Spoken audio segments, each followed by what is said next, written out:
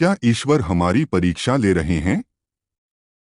जाने संकेत और समाधान। बहुत से लोग जो पूजा पाठ, मंदिर जाना, भोग चढ़ाना और दीप जलाना करते हैं, वे अक्सर सोचते हैं कि इतना सब करने के बावजूद उनके जीवन में दुख और परेशानियां क्यों आती हैं।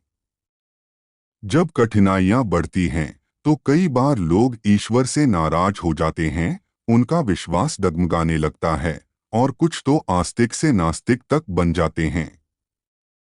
लेकिन असल में जीवन में आने वाली समस्याएं ईश्वर की परीक्षा का ही एक हिस्सा होती हैं। जब कोई व्यक्ति कठिन दौर से गुजरता है, तो यह ईश्वर की ओर से उसे परखने का समय होता है। यही वह पल होता है जब इंसान पूरी तरह टूट सकता है, लेकिन जो इस परीक्षा को पार कर लेते हैं, उनके जीवन में सुख और शांति का एक नया अध्याय शुरू होता है।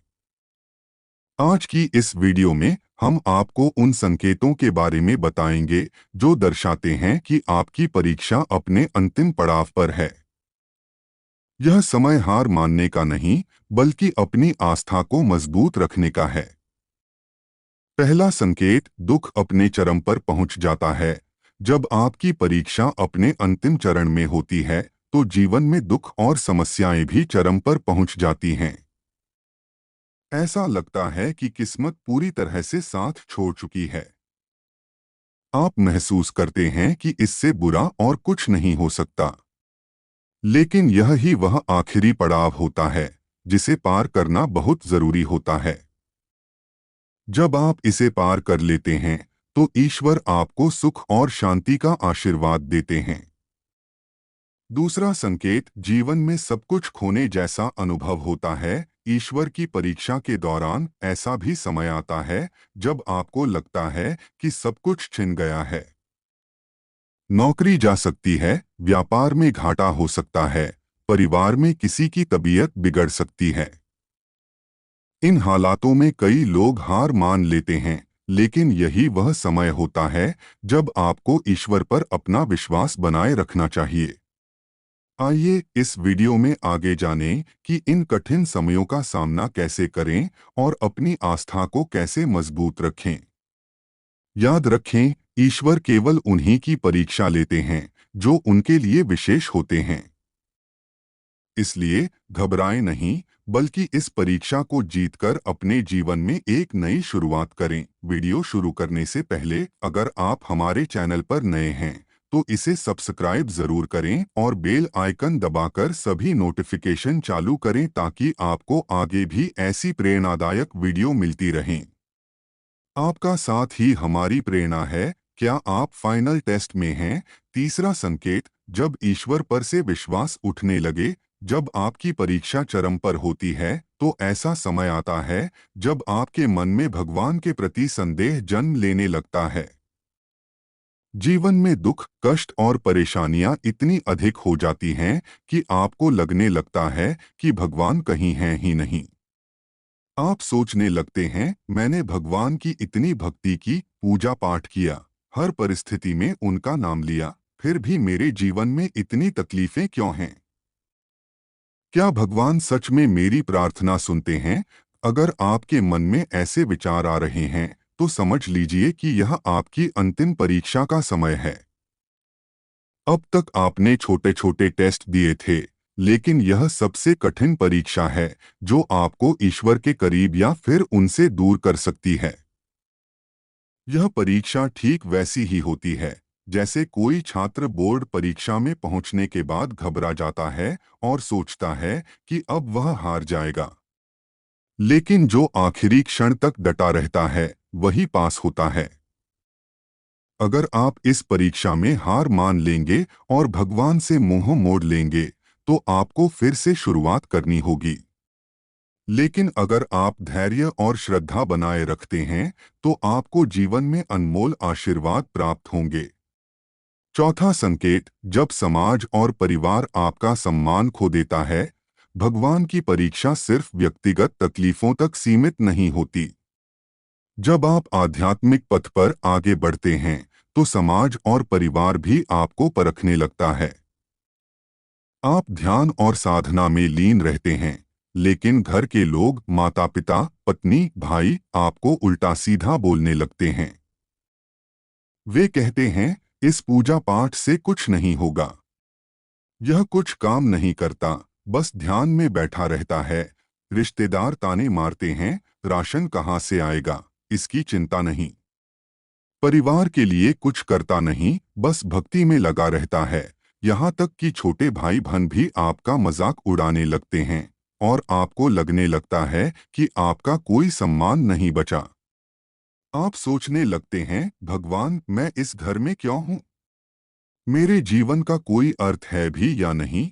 लेकिन अगर आप सच्चे भक्त हैं तो आपको इन बातों से विचलित नहीं होना चाहिए। जब कोई साधक आध्यात्मिक ऊंचाइयों पर पहुंचता है तो समाज उसे समझ नहीं पाता।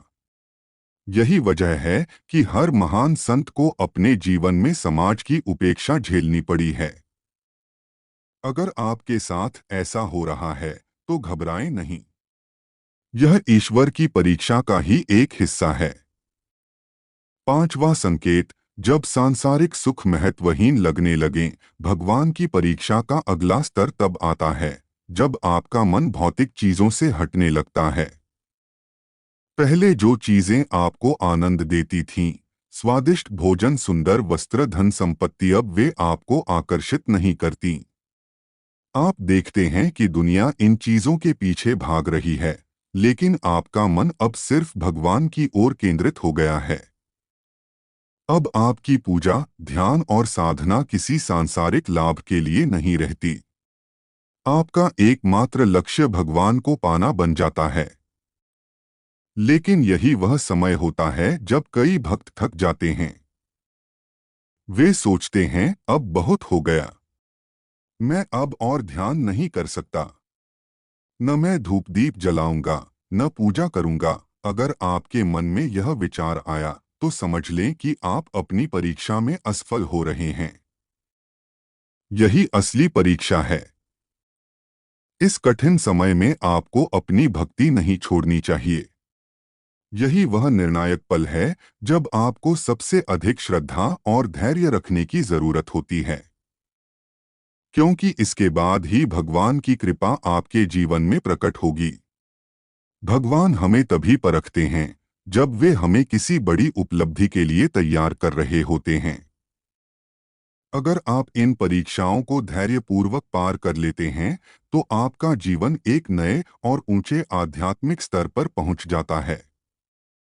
इसलिए डटे रहिए, अपनी आस्था को बनाए रखिए और ईश्वर पर पूर्ण विश्वास रखिए। भगवान की परीक्षा का अंतिम चरण, क्या आप इस कठिन समय को पार कर सकते हैं? छठा संकेत, जब जीवन में अंधकार के सिवा कुछ न दिखे, परीक्षा के इस अंतिम चरण में आप पूरी तरह से टूट चुके होते हैं।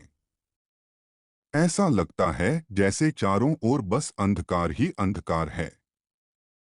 आप सोचने लगते हैं, मेरा जीवन व्यर्थ हो गया है।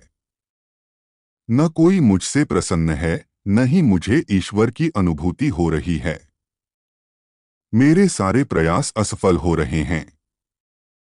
परिवार और समाज के लिए भी मैं कुछ नहीं कर सका। अब मेरे जीने का क्या अर्थ है? ये नकारात्मक विचार इतनी गहराई से मन पर हावी हो जाते हैं कि आपको लगता है कि अब आगे कोई राह नहीं बची। लेकिन याद रखें, यही आपकी परीक्षा का सबसे कठिन और निर्णायक मोड़ है। जब भगवान किसी को अपनी कृपा के योग्य बनाना चाहते हैं तो पहले उन्हें हर तरह की परीक्षा से गुजरना पड़ता है। यह समय आपके धैर्य और साहस की अंतिम परख का है। इसलिए इस कठिन दौर में आपको अपने आत्मविश्वास को बनाए रखना है। सातवां संकेत, जब हर कोई साथ छोड़ देता है, भगवान की परीक्षा का एक और बड़ा संकेत यह होता है कि आप खुद को पूरी तरह से अकेला पाते हैं। जिन लोगों पर आपने सबसे ज्यादा भरोसा किया था, परिवार, दोस्त, रिश्तेदार, वे सब एक एक करके आपका साथ छोड़ देते हैं। आपको महसूस होने लगता है कि अब कोई भी आपका नहीं है। कोई आपकी भावनाओं को नहीं समझता, कोई आपके संघर्षों को नहीं देखता। लेकिन इस समय निराश होने की जरूरत नहीं है। यह स्थिति आपको सिखाने के लिए आती है कि असली ताकत बाहर के लोगों से नहीं, बल्कि आपके भीतर से आती है। भगवान चाहते हैं कि आप दूसरों पर निर्भर रहना छोड़ दें और अपनी खुद की शक्ति को पहचानें। यह परीक्षा आपको आत्मनिर्भर और आत्मबल से परिपूर्ण बनाने के लिए होती है। आठवां और अंतिम संकेत, जब दुखों की सीमा पार हो जाए। इस अंतिम परीक्षा में ऐसा लगता है कि अब जीवन में दुखों की कोई सीमा ही नहीं बची। आपने जितना सहा था, अब उससे ज्यादा दुख आपके सामने खड़ा है। आपको लगता है कि अब और सहने की ताकत नहीं बची। लेकिन यही वह समय होता है जब आपका कठिन समय समाप्त होने के कगार पर होता है। जैसा कि कहा जाता है, जब किस्मत आपको कुछ बड़ा देने वाली होती है, तो पहले वह आपको पूरी तरह से परखती है। अगर आप इस समय भी धैर्य बनाए रखते हैं, तो जल्द ही आपके जीवन में सुख, शांति और सफलता का नया अध्याय शुरू होगा। महत्वपूर्ण संदेश, अब हारना नहीं, बस थोड़ा और धैर्य रखना है। अगर आप इस अंतिम चरण में हैं, जहां आपको लग रहा है कि अब और आगे बढ़ना मुश्किल है, तो बस थोड़ा और धैर्य रखें। यह समय भी बीत जाएगा और आप अपनी सफलता की कहानी दुनिया को सुनाएंगे। लेकिन अगर आप इस समय हार मानते हैं, तो पूरी परीक्षा में फेल हो जाएंगे। याद रखें, यही वह पल है जब आपको सबसे मजबूत रहना है। यही वह मोड़ है जहां आपके धैर्य और श्रद्धा की असली परीक्षा होती है। यही वह समय है जब भगवान आपकी मेहनत और भक्ति का फल देने वाले हैं। तो डटे रहिए, हिम्मत मत हारिए।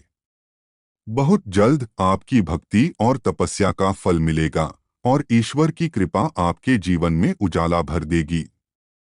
नौवां संकेत, जब आपको लगता है कि अब सब कुछ खत्म हो चुका है, जब आप भगवान की परीक्षा के इस अंतिम पड़ाव पर पहुंचते हैं, तो ऐसा लगता है कि आप पूरी तरह से टूट चुके हैं। जीवन में चारों ओर बस अंधकार ही अंधकार नजर आता है। आपका मन बार बार कहता है, अब कुछ भी शेष नहीं है।